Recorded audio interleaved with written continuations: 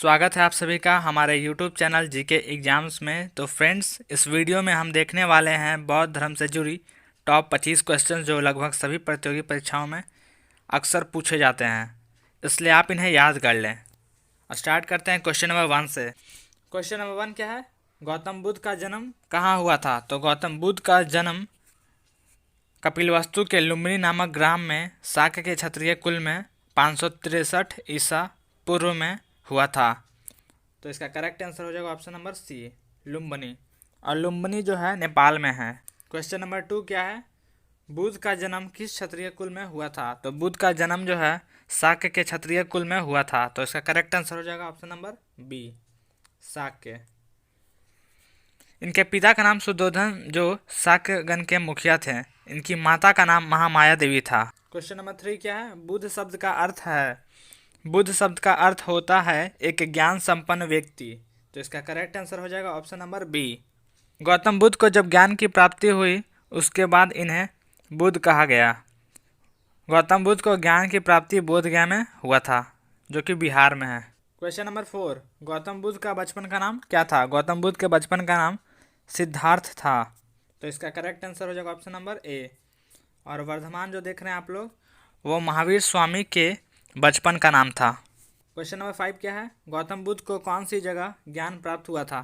तो गौतम बुद्ध को ज्ञान की प्राप्ति बोध गया, जो कि बिहार में है, वहीं पे हुई थी। कौन सी नदी के किनारे? तो निरंजना नदी के किनारे। और निरंजना नदी को वर्तमान में फल्गु नदी के नाम से जाना जाता है। और एक पीपल के वृक्ष के नीचे ज्ञान प्राप्त हुआ था। और ज्ञान की प्राप्ति की घटना बौद्ध ग्रंथों में संबोधि कहा जाता है। जब सिद्धार्थ को ज्ञान प्राप्ति हो जाता है तब वह बुद्ध कहलाएं, जिसका अर्थ होता है एक ज्ञान संपन्न व्यक्ति। तो इसका करेक्ट आंसर हो जाएगा ऑप्शन नंबर डी, बोध गया में इनको ज्ञान की प्राप्ति हुई थी। क्वेश्चन नंबर 6, सारनाथ में बुद्ध का पहला प्रवचन क्या कहलाता है? तो सारनाथ में जो दिया था अपना पहला प्रवचन, इस घटना को बौद्ध ग्रंथों में धर्म चक्र परिवर्तन कहा गया है। तो इसका करेक्ट आंसर हो जाएगा ऑप्शन नंबर सी, महाभिनिष्क्रमण क्या कहलाता है? तो जो यह घर त्याग करने की प्रक्रिया को कहा गया है। संबोधि किसे कहा गया है? तो ज्ञान की प्राप्ति की घटना को संबोधि कहा गया है। और महापरिनिर्वाण, तो जब गौतम बुद्ध की मृत्यु हो जाती है तो इस घटना को बौद्ध ग्रंथों में महापरिनिर्वाण कहा गया है। क्वेश्चन नंबर 7, गौतम बुद्ध की मृत्यु कहाँ हुई थी? तो गौतम बुद्ध की मृत्यु जो है 483 ईसा पूर्व में मल्ल गणराज्य कुशीनगर, जो कि यूपी में है, वहीं पे हुई थी। तो इसका करेक्ट आंसर हो जाएगा option number C, Kushinagar. Question number 8, जातक किस धर्म का पवित्र ग्रंथ है? तो जातक जो है बौद्धों का पवित्र ग्रंथ है। तो इसका करेक्ट आंसर हो जाएगा ऑप्शन नंबर बी। ऐसा माना जाता है कि गौतम के रूप में जन्म लेने से पहले बुद्ध ने 550 से अधिक जन्म लिए थे। तो जातक ग्रंथों में बुद्ध की इन्हीं पूर्व जन्मों की कथाएं वर्णित है। नंबर 9, त्रिपिटक किसका धर्म ग्रंथ है? तो त्रिपिटक जो है यह बौद्धों का धर्म ग्रंथ है। तो इसका करेक्ट आंसर हो जाएगा option number A. Question number 10, बौद्ध ग्रंथ पिटकों की रचना निम्नलिखित में से किस भाषा में की गई थी? तो त्रिपिटक कौन कौन से हैं? सूत्र पिटक, विनय पिटक और अभिधम्म पिटक की रचना जो है पाली भाषा में की गई थी। तो इसका करेक्ट आंसर हो जाएगा option number D. Question number 11, Gautam Buddha द्वारा अपने धर्म में दीक्षित किया जाने वाला अंतिम व्यक्ति निम्नलिखित में से कौन था? तो दीक्षित का मतलब क्या होता है कि गौतम बुद्ध द्वारा जो उनका धर्म था बौद्ध धर्म, उसमें से सबसे अंतिम शिक्षा कौन लिया था? ठीक है, तो सुभद था वह, सुभद। करेक्ट आंसर हो जाएगा ऑप्शन नंबर बी, सुभद। क्वेश्चन नंबर 12, बौद्ध धर्म एवं जैन धर्म दोनों के उपदेश किसके शासनकाल में दिए गए थे? तो बौद्ध धर्म एवं जैन धर्म दोनों के उपदेश जो हैं हर्यक वंश के शासक बिंबिसार के शासनकाल में दिए गए थे। तो इसका करेक्ट आंसर हो जाएगा ऑप्शन नंबर ए। इस प्रश्न को दूसरे तरह से भी पूछा जा सकता है कि गौतम बुद्ध और महावीर स्वामी किस शासक के समकालीन थे? तो आंसर होगा बिंबिसार। क्वेश्चन नंबर 13, बौद्ध धर्म ग्रहण करने वाली पहली महिला कौन थी? तो बौद्ध धर्म ग्रहण करने वाली पहली महिला उनकी सौतेली माँ महाप्रजापति गौतमी थी।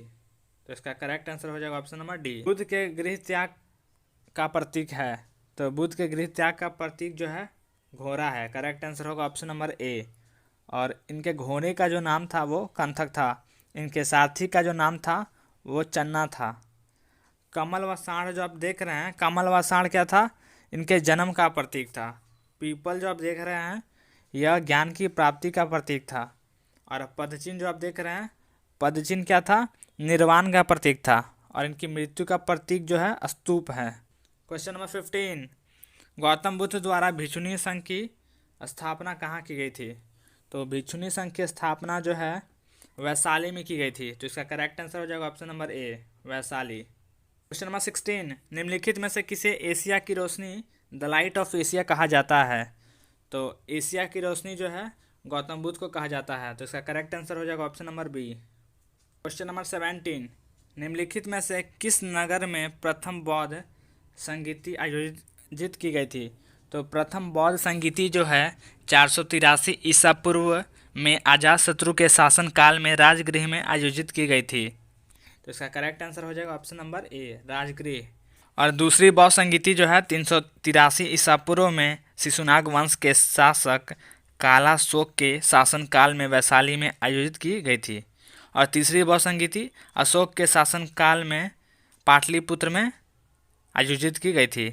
और चौथी बौद्ध संगीति कुषाण वंश के शासक कनिष्क के शासनकाल में कुंडलवन कश्मीर में हुआ था।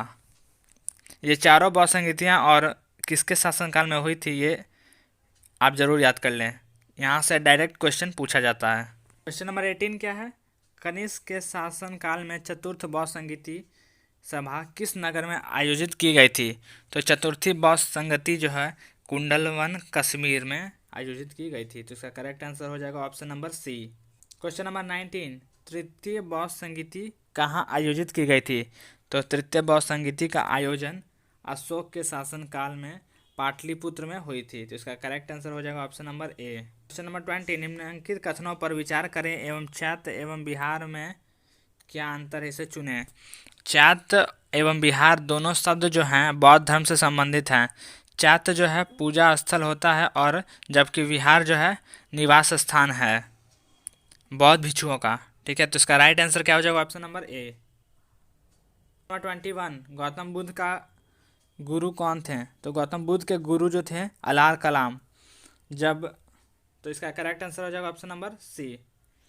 जब गौतम बुद्ध जो हैं 29 वर्ष की अवस्था में घर को छोड़ देते हैं और घर छोड़ने के बाद सर्वप्रथम वे वैशाली जो वज्जी गणराज्य की राजधानी थी तो वहाँ जाते हैं। वहाँ पे उन्होंने अलार कलाम नाम के एक ऋषि को जो सांख्य दर्शन के ज्ञाता थे उन्हें अपना गुरु बना लिया था।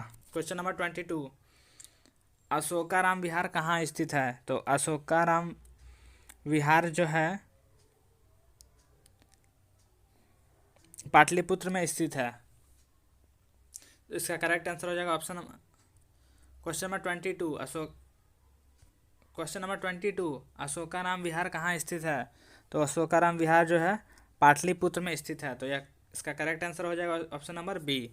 ऐसा माना जाता है कि तृतीय बौद्ध संगीति जो हुई थी पाटलिपुत्र में अशोक के शासनकाल में अशोकाराम विहार में हुई थी, इसी अशोकाराम में। नंबर 23, वह आदतम बौद्ध साहित्य जो बुद्ध के विभिन्न जन्मों की कथाओं के विषय में क्या है? तो इसका आंसर हो जाएगा ऑप्शन नंबर ए, जातक। जातक में कथाओं में बुद्ध के पूर्व जन्मों की कथाएं वर्णित है। क्वेश्चन नंबर 24, बौद्ध धर्म में त्रिरत्न क्या इंगित करता है? तो बौद्ध धर्म में जो त्रिरत्न है वह है बुद्ध, धम्म और संघ। तो इसका करेक्ट आंसर हो जाएगा ऑप्शन नंबर बी। और त्रिपिटक जो है विनय पिटक, सूत पिटक और अभिधम्म पिटक। क्वेश्चन नंबर 25, बुद्ध ने सर्वाधिक उपदेश कहाँ दिए? तो बुद्ध ने सर्वाधिक उपदेश जो हैं कौशल महाजनपद की राजधानी श्रावस्ती में दिए थे। तो इसका करेक्ट आंसर हो जाएगा ऑप्शन नंबर डी। और उन्होंने अपना पहला उपदेश जो है सारनाथ में दिया था। आई होप आप सभी को ये वीडियो बहुत पसंद आया होगा। अगर पसंद आया तो मेरे वीडियो को लाइक कीजिए और मेरे चैनल को सब्सक्राइब कीजिए।